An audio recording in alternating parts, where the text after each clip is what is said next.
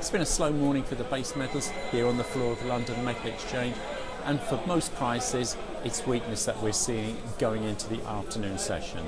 That's in spite of a downturn in the dollar, which has lost a little bit of ground against the euro, cutting little ice with the metals where other commodities, or crude oil in particular, are under pressure. So we've seen the copper market fall to $57.40 a tonne a little while ago, down $100 on the day, lowest for just under a week. There was another inventory increase this morning and stocks are at their highest for 14 months again. Aluminium has bucked the trend to some extent, holding in between $17.50 and $1,800 a tonne, a little bit steady on the day, just round about $17.70 a tonne. There was a big stock increase this morning, over 35,000 tonnes, but that was metal warranted against the current tightness, and here we've seen the sensitive tomorrow next day date trade out at 8.50 backwardation.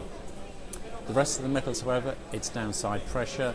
So the nickel market a little while ago fell to its lowest for 14 months, and lead is at its softest for 4 3/4 years.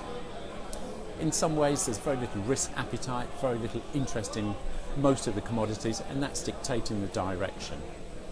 On the macroeconomic side, some mixed housing data out of the US just now.